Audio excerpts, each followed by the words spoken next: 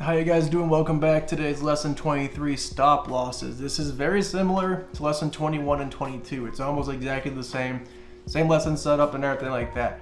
But instead of being us buying in and then selling, it's us buying in and then cutting losses. Because when we talk about the mental analysis part of this whole entire class, you're gonna have losers, my dude.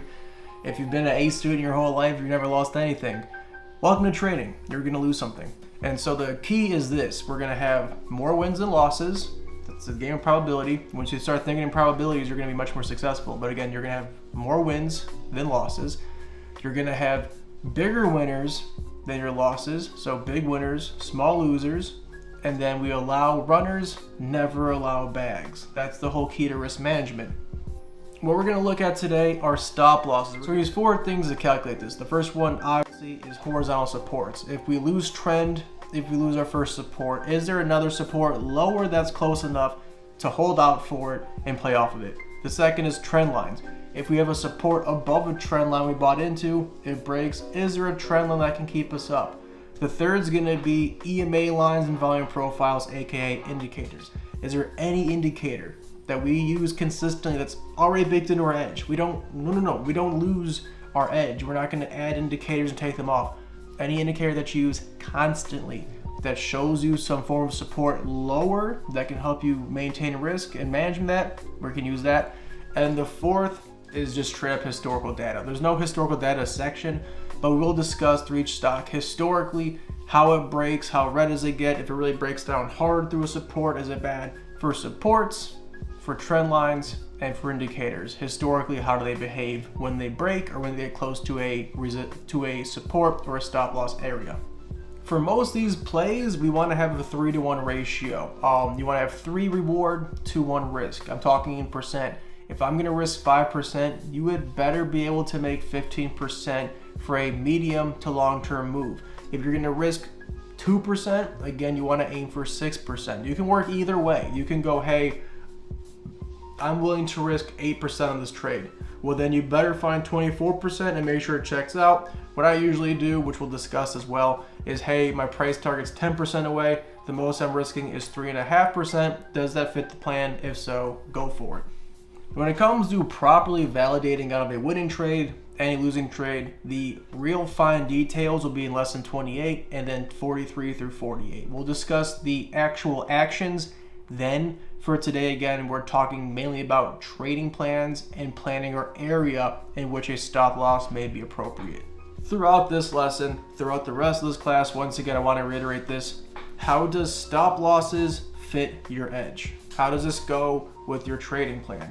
Again, the price structure that we're making, this structure that we're producing right now, inside of it is going to be your edge. Inside of it's going to be your trading system. How does stop losses fit your edge? Do you never allow a loss over 5%? Do you always have scaling in so you can have twice the risk management area and you can have a big stop loss? Do you want to have really tight ones? Do you want to have loose ones? It doesn't matter. As long as it works in your system and your edge, develop this over time, you'll be mildly more successful. With that being said, y'all, lesson 23, let's get into it. So just like with the other lessons, we have horizontal plays, trend ups, triangles, volume profile. Now I could throw in some EMA line ones as well. I'm going to give you about 4 examples for each. The reason I'm doing a few less, I did 6 than 5, I want to kind of wean you off of this and kind of show you how simple it is, but I want to make sure it's crystal clear. I think close to 20 examples is probably enough for you. So let's get right into it, starting off with horizontal plays and our stop losses. Let's check them out. So this is MCFT, a super clear support play. I mean, let's just keep it very simple. We have a clear support right about here, right? It's dabbling with this line right now. Makes me a bit nervous because it doesn't really take this long very often, but again, we're right down here. Let's go ahead and calculate our price targets first, and then we'll go to our stop loss. Once again, our first resistance is right about here. Our second is right about here. To make another full 100% channels, right about there. So we have our third, or our long-term hold for a swing play right about there, midterm, and our short-term right about here. So we then need to identify anything below here that might hold us up. The only thing that we have possibly is right here. This is our only other support in this area. So let's make this maybe dotted for now. It's not overly important because I wouldn't hold this long. That's almost a 4% drop. But again, that's the only other support here. Maybe you'll have some a little bit closer, but again, this is mainly about it. So what we're gonna do, let's calculate price targets, and then we're gonna take that, divide them by 3, and find appropriate stop losses based off of that, and make sure that checks out with the price action. Let's check. Let's hypothetically say, keep it simple, we bought in at $25, right? Right about here, we bought in, right? Our first price target is 4% away. By no means am I a math wizard, but I know that that's probably close to 1.25, 1.3%. So for our short-term swing, we're not going to risk more than 1.3%, which is right about there. So our first stop loss will be here. So what we're going to do is go from this area right there and up. This is our stop loss area.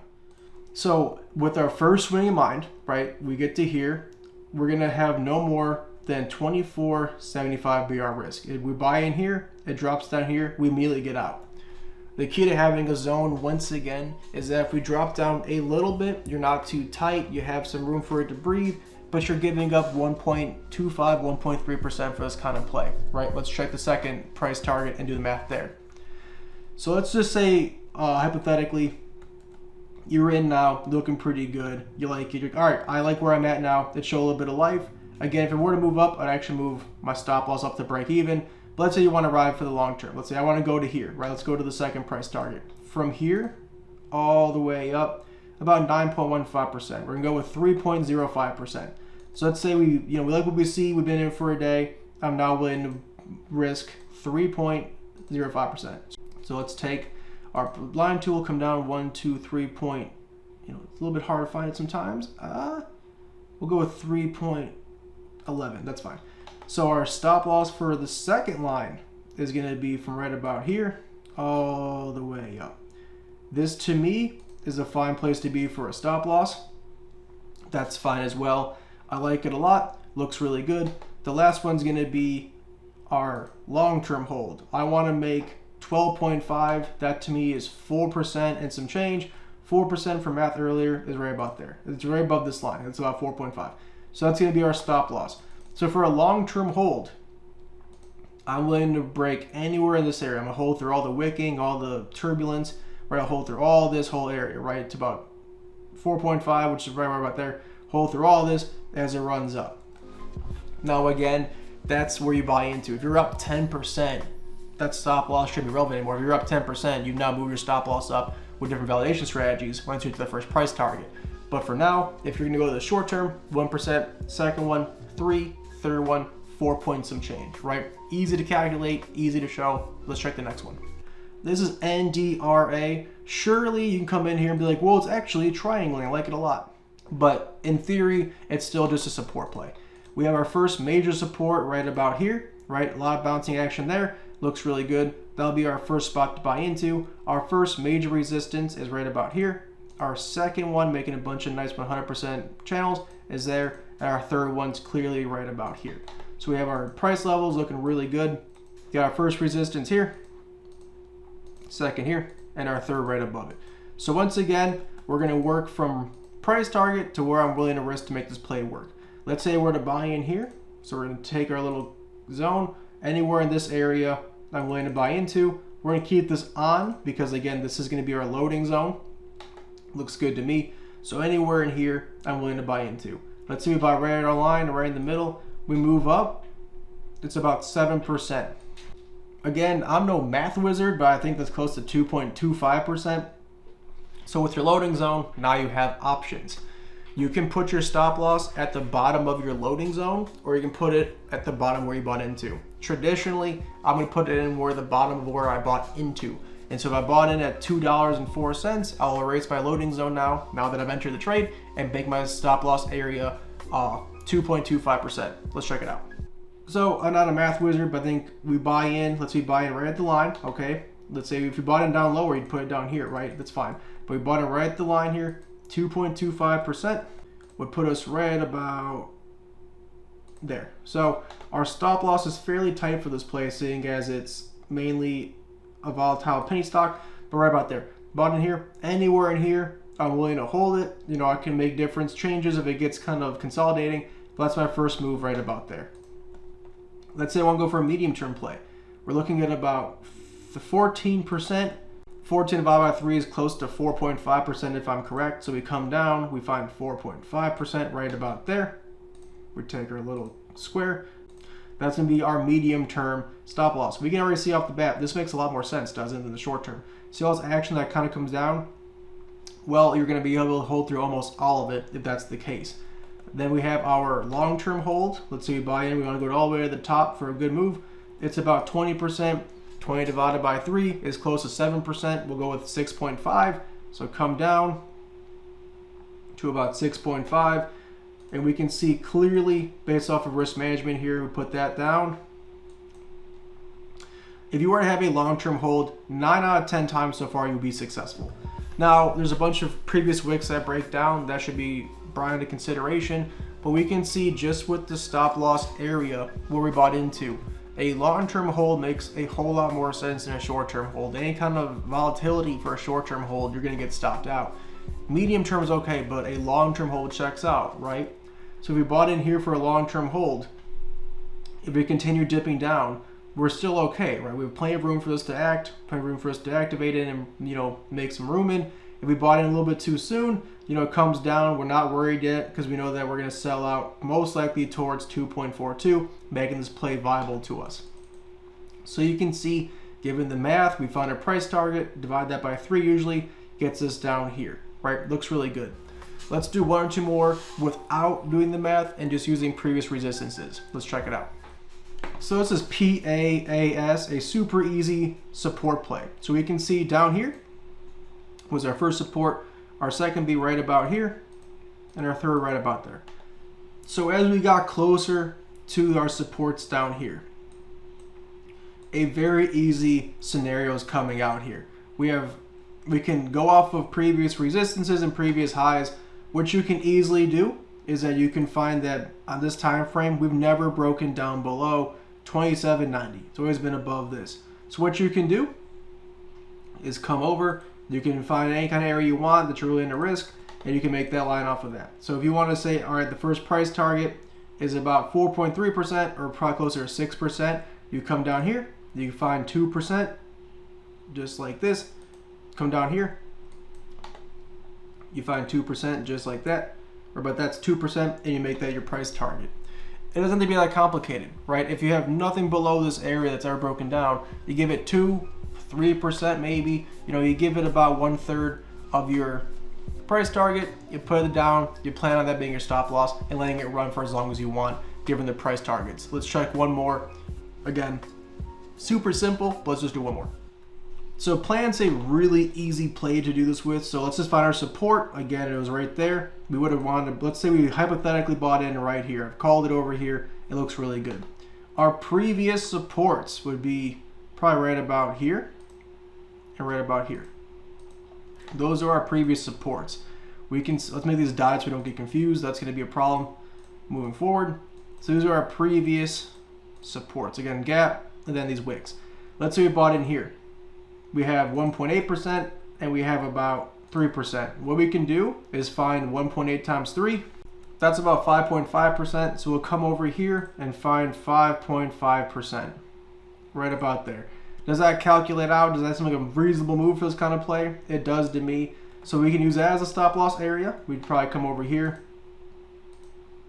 do a little zone area, just like that. That to me is a fine stop loss area. Just eyeballing it's totally fine.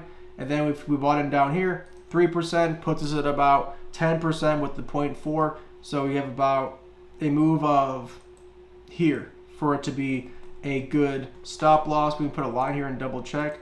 That to me is a reasonable move. A bunch of times it hits this area as a resistance. And so if I wanted to put a stop loss down here for a medium term hold, it'd probably be right about here. Again, does that have to be perfect? No. But again, first for eyeballing a horizontal play like this, that's an easy way of doing it both ways. Find your price target, divide by 3, that's your stop loss zone. Find your previous stop losses, your previous supports, how far away is that, times that by 3, find your price target. It works both ways. So that's easy horizontal plays. Let's use some uptrend plays and switch it up just a little bit. Let's check them out. So this is MS. We can see clearly it bouncing at an old resistance that became a new support. Resistance, resistance, resistance, support, support. We also have a fairly clear trend line, right? And it could be anywhere. Let's just try from right here. As we can see, it worked out almost perfectly. Who knew? Right? So we have a great looking uptrend right here. Bada boom, bada bing. Make this golden as always. For simplicity, redraws the channel is totally fine. Get 3 or 4 moves. That looks great. This is obviously going to be our convergence buying spot. We acted upon that. That's great. Let's say we had our spot like this, right? That's going to be our loading zone. Looks really good. Folks bought in. We're now acting on it. It looks great. So to find our stop loss, we can find, again, our first resistance is here. Our second being probably close to here. So this is our first price target. Making 100% moves. This is our second price target. Again, a nice channel up. If we bought in at 83.80, our first move up is 5.5%. I'm no math wizard, but that's about 1.8%. So again, to calculate this out, to hit our first resistance, I'm willing to risk this much. That's going to be my first stop loss, right? I come in here, I want to make this move, I'm going to be willing to risk this much. It gets into this area, it bounces around, it takes its time, and we can see it checks out fairly well. The bottom of this area encompasses quite a lot of moves. It would have held through here, hopefully. It would have held there and keep on moving up. That's a really good looking stop loss area. For our second move, let's say we bought it again at 83.80. It's 9%, so we're willing to risk 3%. So let's take our line tool, come down, measure about 3%. It doesn't be perfect, it's okay. Right about there, go a tiny bit higher, right about there. That is about 3% of a move. Does this check out for me to come all the way up here, make 9% move to risk 3? I can see it would have held through a lot of this action over here where the horizontal is, would have survived this wick and kept moving. That's really good. Again, the key is it's an area. If data changes or something changes while you're holding, you can get rid of it anytime, right? Or you want to hold or extend the stop loss, make it larger. If like some great price target comes out and Merrill Lynch and JP Morgan say this stock's worth $1 million and you're already a little bit in the hole, you can probably hold a little bit longer to see that come to fruition. But if you're 1% down or 0.5% down and your stop loss is 5% and then a new price target comes out and says this stock is trash, you can cut early and get out earlier. The goal is to give yourself some room to breathe, and you're playing this game like it's a probabilities game. You are going to lose. There are going to be some days the macro markets dump on us and you bought in, and then the same day you get knocked out. And again, it's going to be a terrible feeling, but again, it's a game of probabilities. The mental analysis part is coming in that lesson. We'll discuss that. But again, stop losses, in my opinion, must be used for a beginner. You get in, you're going to get knocked out sometimes, and that's okay. We can see with uptrending stocks, these stop losses work just perfectly. Let's try a few more. This is NXPI, one of the cleanest uptrends I've seen in a minute. We have a great support area right here. Again, resistance, resistance, resistance. Oh, support, support, resistance, a great area, and a very obvious uptrend. Just like this. It was almost perfect. That's kind of why it's doing well right now. I did call it on my channel. I do check the date. 6/21/21. So if it's doing well still, again, I called it there. That's great. So we have obvious resistances above us. It's at 1 right now. Let's just not even continue this one because we're already there. Let's say our next resistance is here. And the one after that is here. We'll just use 2. This is our first short-term price target. This is our medium or long-term price target. We bought it at 192. Let's say you got it right here at 192. We're looking for a 5%. Let's just make it 6 for math reasons. A 6% move, we're going to risk 2.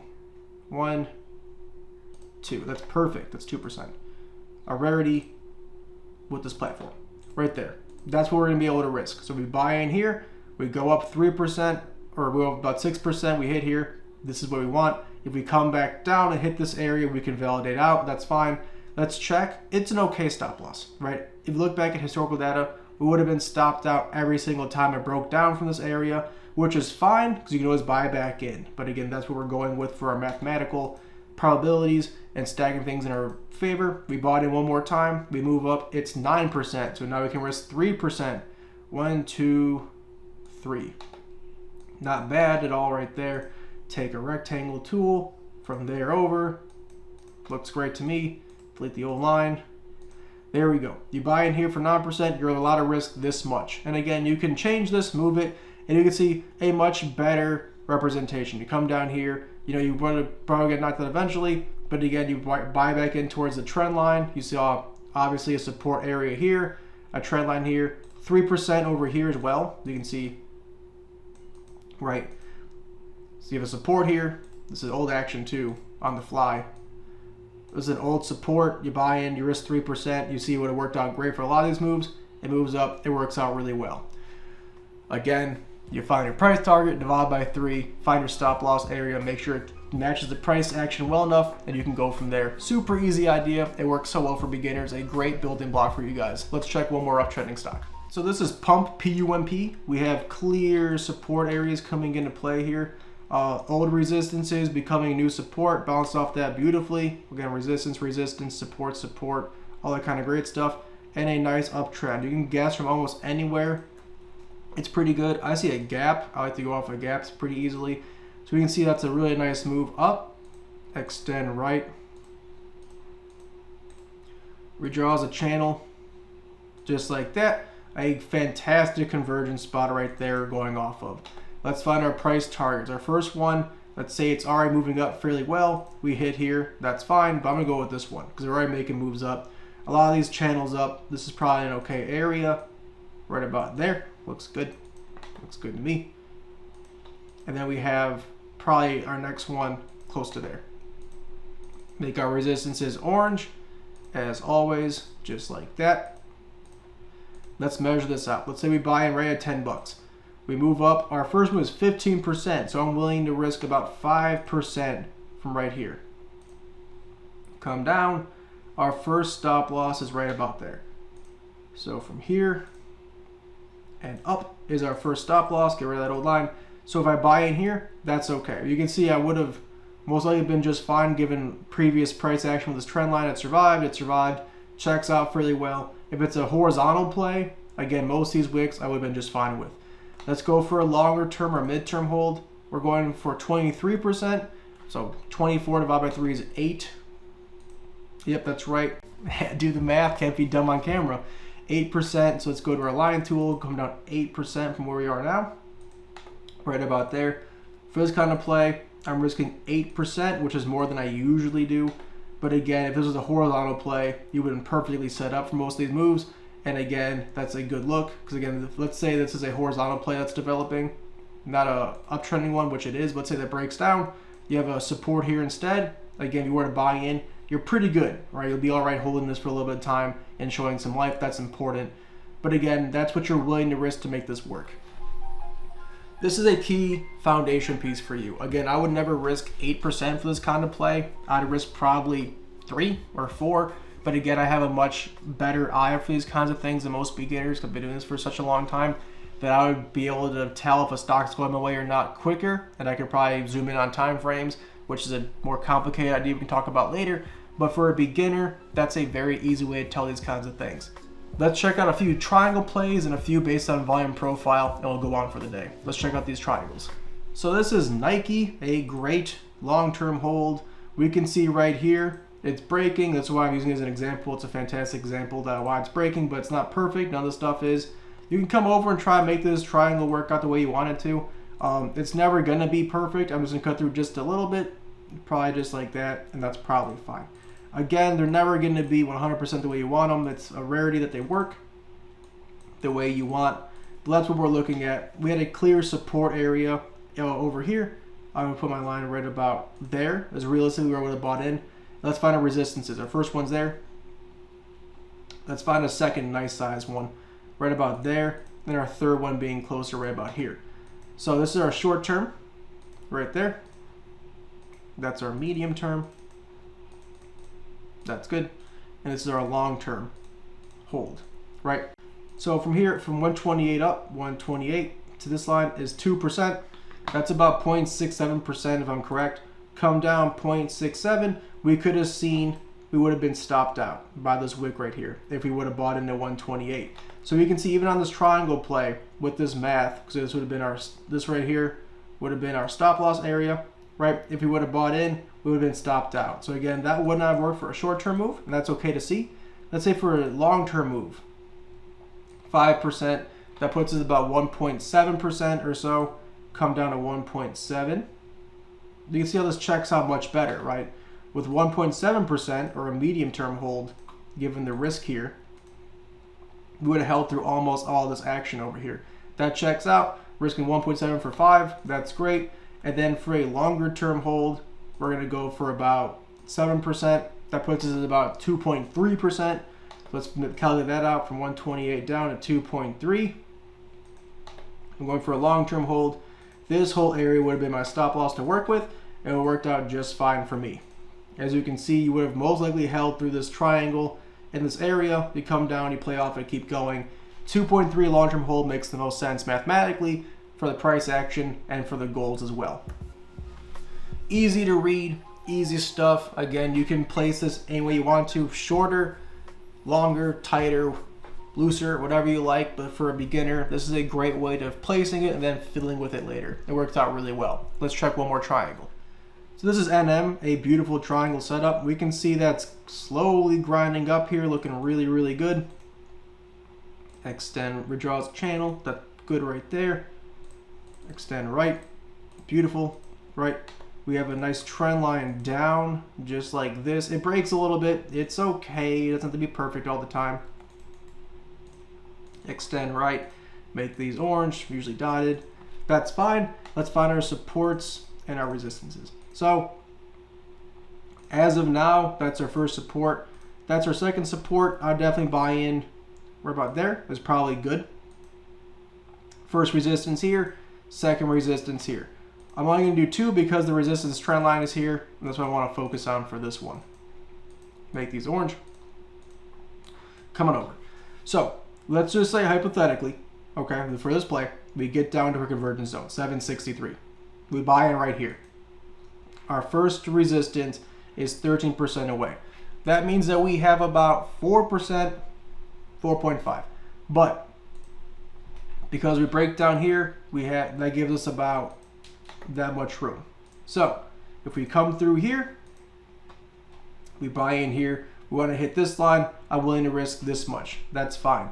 The issue with the higher resistance trend line is that we have, all right, bud, it's that resistance trend line is there. It makes getting over that area a lot harder. So I want to make sure that if I calculate anything beyond that, I'm giving myself extra room or less room depending on how confident I am in this move. So let's go back to the graph real quick. We can see that anything above this area is probably justifiable. You probably get up here, but again, I don't really want to move too much or give myself too much more room. So 22% means we're risking about 7%. And I mean, 7% is going to put us at a pretty deep hole here. So 7% is about here. I mean, that's a fat stop loss. So I'm not even going to use this one. This is a great time when I'm going to start using my own personal. So with 7% being risked to make a full move, I'm going to make some adjustments. The reason I'm making an adjustment is 7% for this kind of play is ridiculous.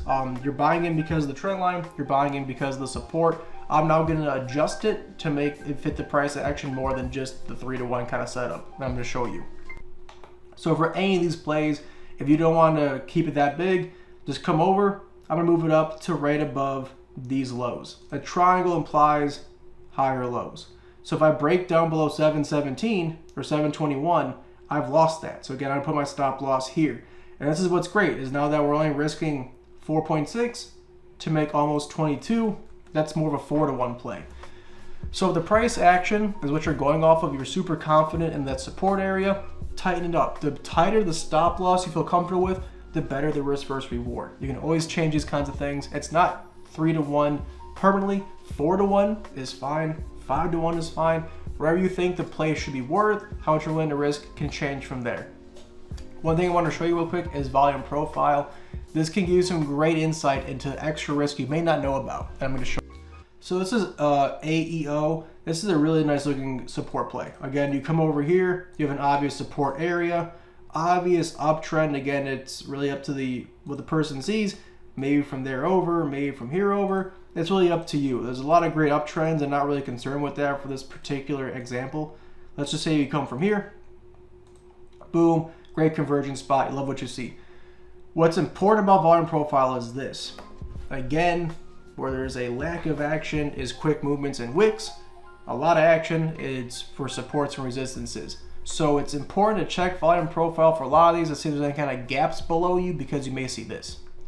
If I turn volume profile, you see this massive gap right here. The implication is this: if we do dip, we're coming down here. If we do dip, let's say we break down all this, you're going to see a possible 8 to 9% drop down extremely quickly, or a wick. So with AEO, if we did dip into that canyon, you have two options now. Wait for the candle to end to see if it's a wick or if it holds. If it holds, it's going to be a real painful day for you. If it wicks, you're going to come back and probably be just fine. But again, if you didn't have volume profile on, you would have never known buying an AEO if it went the opposite way for a really red day. Like we check the S&P, a streak like this where it comes down, like an elevator down, paired with AEO, coming down, this thing's gonna come down very quickly, almost 10%, if not even quicker, in about a day or two. See how this happened over here? You take this kind of action over here, you're gonna be down to $29.50, maybe even $29 really quickly. So volume profile can really help with risk as well, because what would I do? I would make sure my stop loss is no more than 32 bucks. I'd make sure my stop loss, regardless of the reward, could be really high, really low. That's gonna be my stop loss area. If it comes down any farther past this, I'm gonna get out. I can always buy back in if it wicks, but I'm not gonna risk a 10% hit. Let me show you one more thing volume profile can show you. This is GOVX. We have a clear, again, support area right about here. Right, bunch of action bouncing off it, and again, a trend line up. Now again, it's a bit convoluted. It's definitely, really sporadic. Let's say hypothetically we get down to our buying zone down here. Let's make this golden as always to be consistent. Redraws a channel is fine. Come up. Let's say we get down, it drops down in our area. We check volume profile and it looks like this. This is going to make sure that I know that basically for this kind of play, for stop losses, price targets, and all that kind of stuff, it's going to be worthless. Volume is so even distributed throughout that I personally have no use for volume profile now. I know it can get higher, it can get lower. I can go off to the POC, which is way lower, but it's fine. But for a play like this with GOVX, if I see the volume profile so evenly distributed, I'm not going to put much weight into it. Of course, maybe at $4.50 is fine, but it's so even throughout here, we have no reason to use it. Volume profile will be deemed useless for stop losses and price targets. So there you guys have it. This is a little bit quicker, and the reason is it's a little bit easier to understand. Firstly, it's always based off price action. You can use anything from old supports, old resistances, and find how far down you're going to come down. If you see there's like a support 2-3% below, maybe it's smart to hold on and get down to that area because you've come down 2 or 3%, hit that area, you should be just fine. Secondly, is you can measure out your price targets. If the price target's 15% away, you want to go for at least a 3-to-1 play. 15 divided by 3 is 5%. You can willingly risk 5% in this play to make it work out in your odds, given the idea of probability. You should win more than 50% of your trades. If not, you have an issue with your edge. You bet above 50%, you win a bunch of 3-to-1s, you're going to be just fine in the long run. Secondly, if you're going to buy into a stock because of the price action, you can always work forwards to backwards. You can find what you're willing to risk. If you're willing to risk 2% or 3%, you can then aim for a 6% or a 9% target. Take your stop loss area, times it by 3, that should be your price target. If it checks out with resistances, if it's a reasonable move, that's also fine. Next, what we discussed is that sometimes you got to make these things on the fly and not following any kind of math at all.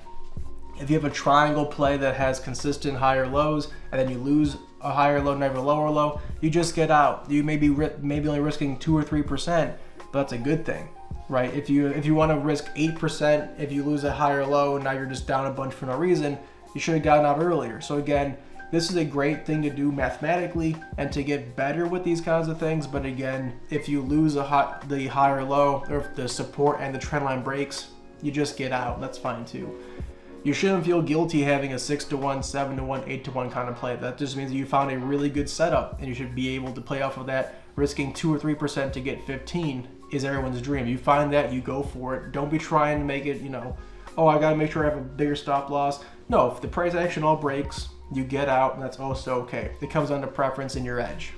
And then lastly, as I always talk about, volume profile is a great tool to use because you have a huge gap. That means that you have more risk taking on, you may not even know it. And if volume is all even throughout, like let's say the whole entire side of the screen is just a big old rectangle of even volume, it can go either way. That's not very useful either way. The main key, as I talked about, is making this trading plan is that you have a loading zone, a price target, and a stop loss. And again, this is all part of your edge. Maybe you only play uptrending stocks for now, and you need a 3-to-1 or a 4-to-1 setup. That's fine, go for it. Maybe you only like horizontal plays, you want a 5-to-1 setup. Go for it, whatever works for you. It's about finding your edge and what works best for you. But having a proper loading zone, a proper price target based off of resistances, and a proper stop loss based off of 3-to-1, 4-to-1 odds, whatever it may be, and old supports and old resistances becoming supports is always key to a proper trading plan.